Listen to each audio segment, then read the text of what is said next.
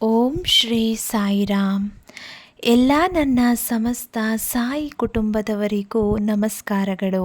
ಸ್ನೇಹಿತರೆ, ನಾವು ಆರಾಧಿಸುವ ದೇವರು ಆ ಸಾಯಿಬಾಬಾ ಇದ್ದಾರೆ ಅಂಥೇಳಿ ಪ್ರೂವ್ ಮಾಡೋಕ್ಕೆ ನಮ್ಮ ಮುಂದೆ ಪ್ರತ್ಯಕ್ಷವಾಗಿ ಬರಬೇಕಂತೇನಿಲ್ಲ. ಆ ಸಾಯಿಬಾಬಾ ನಂಬಿದ ಭಕ್ತರನ್ನು ಕಷ್ಟದಲ್ಲಿದ್ದಾಗ ಯಾರು ಬೇರೆಯವರ ರೂಪದಲ್ಲಿ ಯಾವುದಾದರೂ ರೂಪದಲ್ಲಿ ಕಾಪಾಡ್ತಾರೆ ಅನ್ನೋದಕ್ಕೆ ನಿದರ್ಶನವಾಗಿ ಇವತ್ತು ನಾನು ಇಬ್ಬರು ಸ್ನೇಹಿತೆಯರ ನಡುವೆ ಸಾಯಿಬಾಬಾ ಮಾಡಿದ ಪವಾಡದ ಕಥೆಯನ್ನು ಹೇಳ್ತಾ ಇದ್ದೇನೆ. ಸ್ನೇಹಿತರೆ, ಇಬ್ಬರು ಗೆಳತಿಯರು. ಅವರ ಗೆಳೆತನ ಹೇಗಿತ್ತು ಅಂತ ಹೇಳಿದ್ರೆ, ಕಲ್ಮಶವಿರದ ಒಳ್ಳೆಯ ಗೆಳೆತನ ಅವರಿಬ್ಬರದು. ಇವರಿಬ್ಬರು ಚಿಕ್ಕಂದಿನಿಂದಲೂ ಏನು ಸ್ನೇಹಿತರಲ್ಲ, ಆದರೆ ಇವರಿಬ್ಬರ ಸ್ನೇಹ ಬೆಳೆದದ್ದು ಒಂದು ಶಾಲೆಯಲ್ಲಿ. ಇವರು ಶಿಕ್ಷಕಿಯರಾಗಿ ಕೆಲಸಕ್ಕೆ ಸೇರಿದಾಗ. ಮತ್ತು ಇವರಿಬ್ಬರಲ್ಲಿ ಒಬ್ಬರು ತುಂಬ ತಾಳ್ಮೆ ಇರುವಂಥವರು. ಇವರು ಯಾವುದೇ ಸಂದರ್ಭ ಬಂದರೂ ಕೂಡ ತುಂಬ ತಾಳ್ಮೆಯಿಂದ ಜಾಣತನದಿಂದ ಆ ಸನ್ನಿವೇಶವನ್ನು ನಿಭಾಯಿಸ್ತಾ ಇರುವಂಥವರು. ಆದರೆ ಇನ್ನೊಬ್ಬರು ಗೆಳತಿ ಹಾಗಲ್ಲ. ಇವರಿಗೆ ತದ್ವಿರುದ್ಧ, ತುಂಬ ಕೋಪಿಷ್ಠೆ. ಒಬ್ಬರ ಕೈಯಲ್ಲಿ ಮಾಡದೇ ಇರೋ ತಪ್ಪಿಗೆ ಸುಮ್ಮನೆ ಮಾತನ್ನು ಕೇಳೋದಾಗಲಿ, ಹಾಗೆ ಯಾರಾದರೂ ಕೂಡ ಇವರಿಗೆ ಕೊಂಕು ಮಾತನ್ನು ಆಡಿದಾಗ, ಹಾಗೆ ವ್ಯಂಗ್ಯವಾಗಿ ಮಾತಾಡಿಸಿದಾಗ, ಆ ರೀತಿಯಾಗಿ ಏನಾದರೂ ಟ್ರೀಟ್ ಮಾಡಿದ್ರು ಅಂದರೆ ಒಂದು ರೀತಿ ಬೆಂಕಿಯ ಹಾಗೆ ಉರಿದು ಬೀಳ್ತಾ ಇದ್ದರು. ತಾಳ್ಮೆ, ಸಹನೆ ಇವುಗಳಿಗೆ ಪೂರ್ಣ ವಿರಾಮವನ್ನು ಇಟ್ಟಿದ್ದರು. ಆದರೆ ಈಕೆಯ ಮನಸ್ಸಿನಲ್ಲಿ ಯಾವುದೇ ಕೆಟ್ಟ ಕಲ್ಮಶ ಭಾವನೆ ಇರಲಿಲ್ಲ. ಏನಿದೆ ನೇರವಾಗಿ ಮಾತಾಡೋದು, ಹಾಗೆ ಬೇರೆಯವರ ಕಣ್ಣಿಗೆ ಇವರು ಬಹಳ ನಿಷ್ಠೂರವಾಗಿ ಕಾಣಿಸ್ತಾ ಇದ್ದರು. ಇದು ಇವರಿಬ್ಬರ ಗೆಳತಿಯರ ತದ್ವಿರುದ್ಧ ಸ್ವಭಾವ. ಸ್ನೇಹಿತರೆ, ಒಂದೇನೆಂದರೆ, ಈ ಕೋಪಿಷ್ಠ ಗೆಳತಿ ಬೇರೆಯವರ ಮಾತನ್ನು ಕೇಳೋದಕ್ಕಿಂತ ತನ್ನ ಗೆಳತಿಯ ಮಾತನ್ನಷ್ಟೇ ತುಂಬ ತಾಳ್ಮೆಯಿಂದ ಕೇಳ್ತಾ ಇದ್ದದ್ದು. ಕೆಲವೊಂದು ವಿಚಾರದಲ್ಲಿ ತಾಳ್ಮೆಯ ಗೆಳತಿ ಹೇಳಿದ್ದನ್ನು ಕೇಳ್ತಾ ಇದ್ದರು. ಕಾರಣ, ಅವರಿಗೆ ಎಷ್ಟೋ ಸಂದರ್ಭಗಳಲ್ಲಿ ತನ್ನ ತಾಳ್ಮೆಯ ಗೆಳತಿ ಹೇಳಿದಂತಹ ಮಾತನ್ನು ಕೇಳಿದಾಗ ತುಂಬ ಒಳ್ಳೆಯದಾಗಿದ್ದು ಉಂಟು. ಹಾಗಾಗಿ ಅವರ ಮಾತನ್ನು ಮಾತ್ರ ತುಂಬ ತಾಳ್ಮೆಯಿಂದ ಕೇಳ್ತಾ ಇದ್ದರು. ಹೀಗಿರುವಾಗ ಆ ಕೋಪಿಷ್ಠ ಗೆಳತಿಗೆ ಸಾಯಿಬಾಬಾ ಅಂತ ಹೇಳಿದ್ರೆ ತುಂಬ ಇಷ್ಟ. ಅವರು ಸಾಯಿಬಾಬಾರವರ 9 ವಾರಗಳ ವ್ರತಗಳನ್ನು ಕೂಡ ಮಾಡ್ತಾಯಿದ್ರು. ಕೆಲವೊಮ್ಮೆ ವ್ರತಗಳನ್ನು ಮಾಡುವಾಗ ಯಾವುದೋ ಕಾರಣದಿಂದ ವ್ರತಭಂಗ, ಹೀಗೆಲ್ಲ ಸಮಸ್ಯೆಗಳು ಕೂಡ ಆಗ್ತಾ ಇದ್ವು. ಏನೇ ಆದರೂ ಈ ಕೋಪಿಷ್ಠ ಗೆಳತಿಗೆ ಸಾಯಿಬಾಬಾ ಅಂದರೆ ಎಲ್ಲಿಲ್ಲದ ಪ್ರೀತಿ, ಪಂಚಪ್ರಾಣ. ಎಷ್ಟು ಪೂಜೆ ಮಾಡಿದರೂ ಇನ್ನು ಸಾಯಿಬಾಬಾ ಪೂಜೆ ಮಾಡಬೇಕು ಅನ್ನೋ ಆಸಕ್ತಿ ಜಾಸ್ತಿ.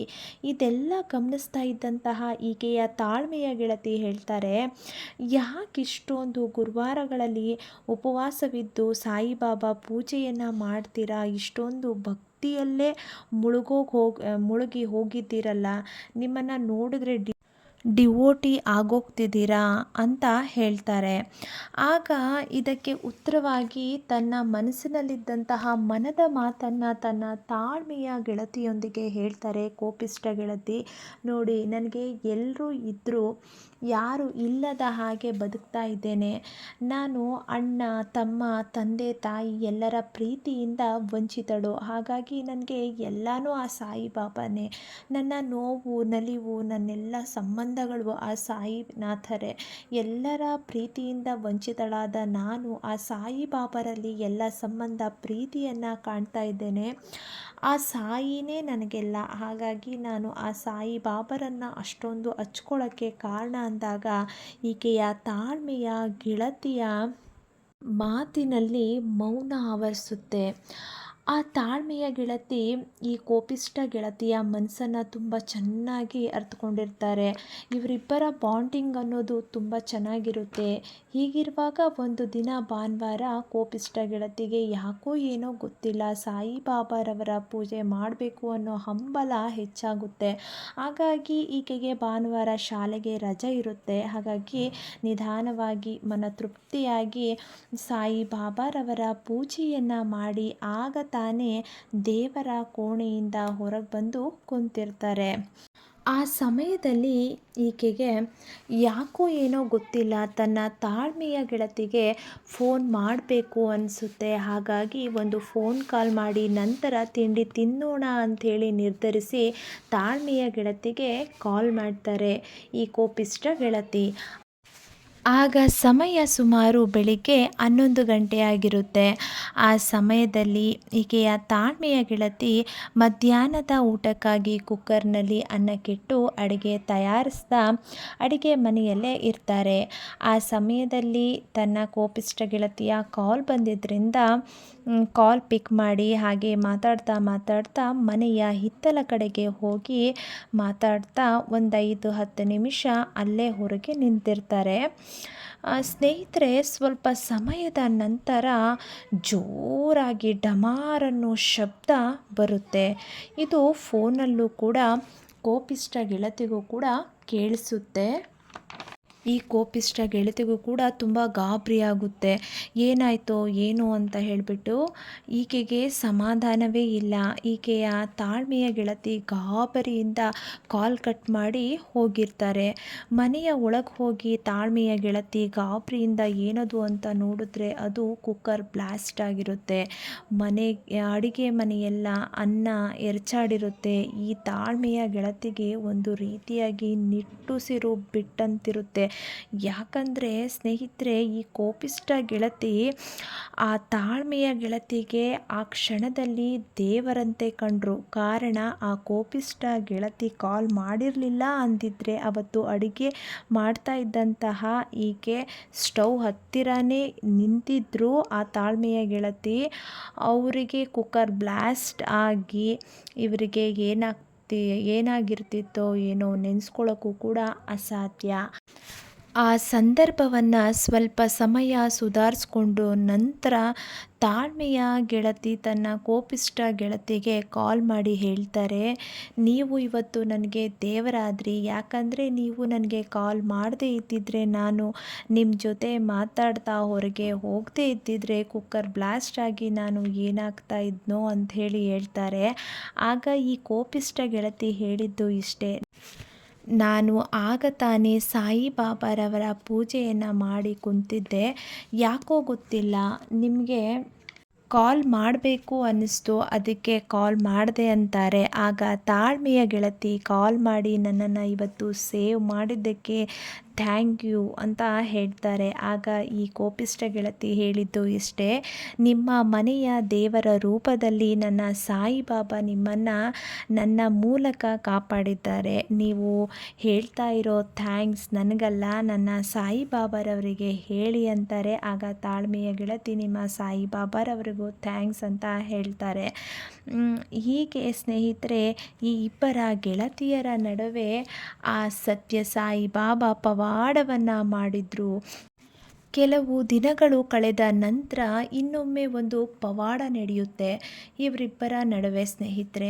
ಅದೇನೆಂದರೆ, ಶಾಲೆಯಲ್ಲಿ ಬೇಸಿಗೆ ರಜೆಯಲ್ಲಿ ಇವರಿಬ್ಬರಿಗೂ ಕೂಡ ಅಡ್ಮಿಷನ್ ಡ್ಯೂಟಿಗೆ ಹಾಕಿರ್ತಾರೆ.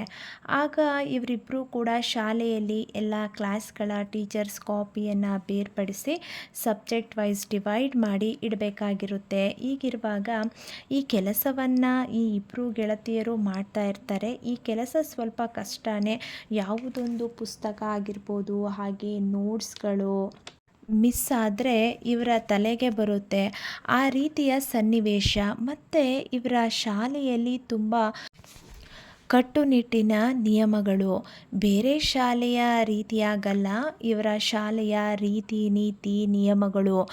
ಇವರಿಬ್ಬರು ಈ ಟೀಚರ್ಸ್ ಕಾಪಿ ಅಂದರೆ ನೋಟ್ಸನ್ನು, ಪುಸ್ತಕವನ್ನು ಬೇರ್ಪಡಿಸುವ ಕೆಲಸವನ್ನು ಇವರಿಬ್ಬರಿಗೆ ಸಮಯ ಸಿಕ್ಕಾಗ ಮಾಡ್ತಾ ಇರ್ತಾರೆ.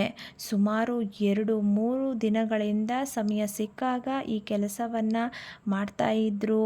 ಹಾಗೆ ಎಲ್ಲ ಪುಸ್ತಕವನ್ನು ನಿಯಮಬದ್ಧವಾಗಿ ಒಂದು ಪುಸ್ತಕದಲ್ಲಿ ಎಂಟ್ರಿ ಮಾಡಿ ಇಡಬೇಕಾಗಿರುತ್ತೆ. ಯಾವ ಪುಸ್ತಕ ಇದೆ ಇಲ್ಲ ಅನ್ನುವಂಥದ್ದನ್ನೆಲ್ಲ. ಈ ಕೆಲಸವನ್ನು ಮಾಡುವಾಗ ಒಂದು ತರಗತಿಯ ಸಂಪೂರ್ಣ ಪುಸ್ತಕಗಳ ಸೆಟ್ ಕಾಣೆಯಾಗಿರುತ್ತೆ. ಆ ಪುಸ್ತಕಗಳ ರಾಶಿಯಲ್ಲಿ ಎಷ್ಟು ಹುಡುಕಿದ್ರೂ ಕೂಡ ಸಿಗೋದಿಲ್ಲ. ಈ ತಾಳ್ಮೆಯ ಗೆಳತಿಗೆ ತುಂಬ ಆತಂಕ ಆಗುತ್ತೆ. ಇವರು ಕೋಪಿಷ್ಟ ಗೆಳತಿಗೆ ತುಂಬ ಆತಂಕದಿಂದ ಹೇಳ್ತಾರೆ, ಒಂದು ತರಗತಿಯ ಸಂಪೂರ್ಣ ಟೀಚರ್ಸ್ ಕಾಪಿ ಹಾಗೆ ಪುಸ್ತಕಗಳು ಕಾಣೆಯಾಗಿದೆ, ಕಾಣ್ತಾ ಇಲ್ಲ, ಏನು ಮಾಡೋದು ಅಂತೇಳಿ ಹೇಳ್ತಾರೆ. ಆವಾಗ ತಾಳ್ಮೆಯ ಗೆಳತಿಗೆ ಆ ಕೋಪಿಷ್ಟ ಗೆಳತಿ ಹೇಳಿದ್ದು ಇಷ್ಟೇ, ಆ ಸಾಯಿಬಾಬಾ ಸಿಗೋ ಹಾಗೆ ಮಾಡ್ತಾರೆ, ಸುಮ್ಮನಿರಿ ಅಂಥೇಳಿ ಹೇಳ್ತಾರೆ. ಆದರೆ ಈ ತಾಳ್ಮೆಯ ಗೆಳತಿಗೆ ಸಮಾಧಾನವೇ ಇಲ್ಲ. ಎಲ್ಲ ಕಡೆ ಹುಡುಕಿದ್ರು, ಯಾವ ಕ್ಲಾಸ್ ರೂಮ್, ಬೀರು ಹಾಗೆ ರ್ಯಾಕು ಎಲ್ಲಿ ಯಾವ ಜಾಗ ಬಿಡದೆ ಹುಡುಕಿದ್ರೂ ಕೂಡ ಸಿಗೋದಿಲ್ಲ.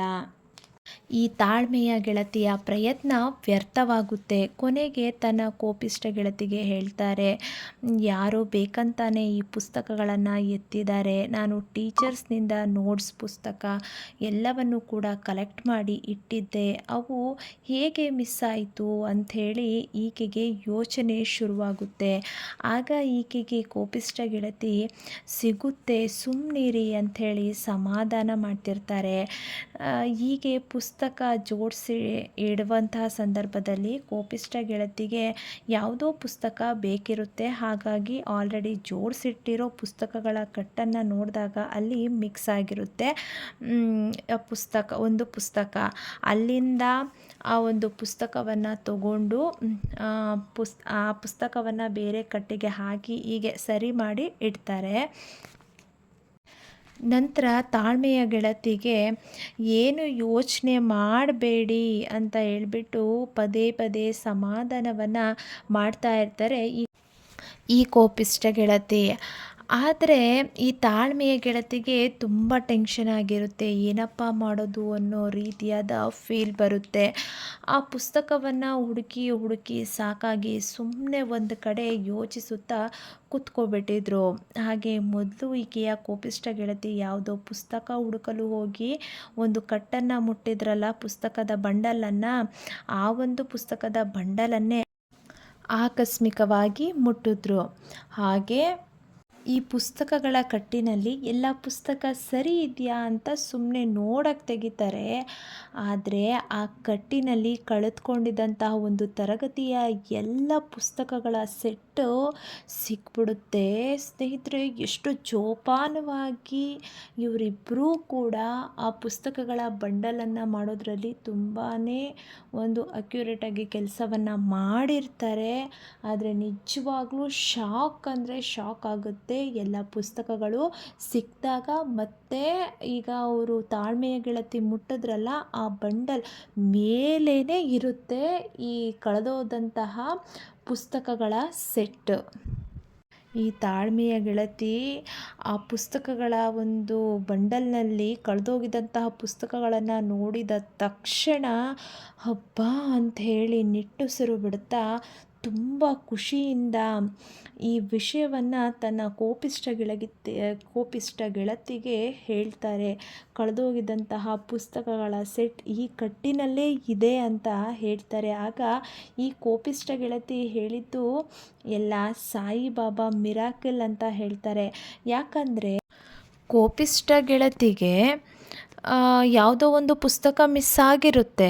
ಅದನ್ನು ಅದೇ ಬಂಡಲಲ್ಲಿ ಹುಡುಕಿರ್ತಾರೆ. ಆದರೆ ಅವರ ಕಣ್ಣಿಗೂ ಕೂಡ ಕಂಡಿರೋದಿಲ್ಲ. ಆದರೆ ಅದೇ ಬಂಡಲ್ನಲ್ಲಿ ಫಸ್ಟೇ ಮೇಲೇ ಇರುತ್ತೆ ಸ್ನೇಹಿತರೆ ಕಳೆದೋಗಿರುವಂತಹ ಪುಸ್ತಕಗಳು. ಆ ಪುಸ್ತಕವನ್ನು ನೋಡಿದಾಗ ಆಶ್ಚರ್ಯವೋ ಆಶ್ಚರ್ಯ, ಈ ತಾಳ್ಮೆಯ ಗೆಳತಿಗೆ ಒಂದು ರೀತಿಯ ಮಿರಾಕಲ್ ಅಂತ ಅನಿಸ್ಬಿಡುತ್ತೆ. ತುಂಬ ಖುಷಿಯಿಂದ ತನ್ನ ಕೋಪಿಷ್ಟ ಗೆಳತಿಗೆ ಹೇಳ್ತಾರೆ ಥ್ಯಾಂಕ್ ಯು ಅಂಥೇಳಿ.